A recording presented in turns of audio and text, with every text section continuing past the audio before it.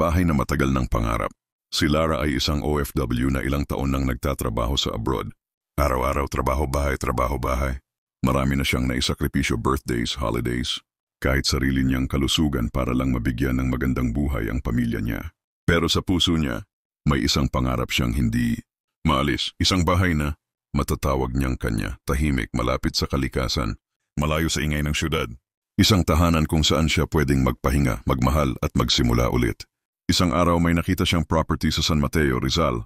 Isang two-story na modernong bahay na parang hango sa panaginip. At nang makita niya ang loob, parang sinagot ng tadhana ang matagal na niyang dasal. May 3 maluluwag na kwarto, isa sa ground floor para sa nanay niyang senior. May master's bedroom na may sariling CR at walk-in closet, 3 toilet and bath, plus 1 powder room goodbye sa agawan sa banyo. 2-car garage sapat para sa sariling sasakyan at bisita. May dirty kitchen at laundry area para sa mas maayos na galaw sa bahay. At higit sa lahat, may munting lawn kung saan siya pwedeng magtanim o magpahinga sa ilalim ng araw. At ang presyo, 10.9 million lang habang pre-selling, 100,000 lang ang reservation fee at 10% down payment. Ang natitirang 90% pwedeng ipa-bank loan. Kayang-kaya. Habang nakaupo siya sa steps ng bahay nung site viewing, napaluha siya. Hindi dahil malungkot siya, kundi dahil sa wakas naramdaman niya. Ito na yon.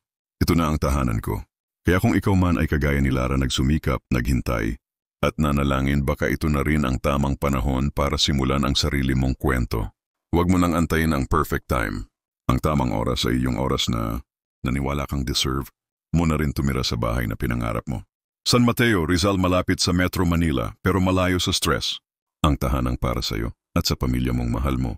Magpa-schedule na ng site viewing. Limited slots only. Tawag o message sa 0947-543-6668. Viber and WhatsApp. Hindi mo kailangang maghintay habang buhay. Kung may pagkakataon na makamit ang pangarap mo, yakapin mo ito.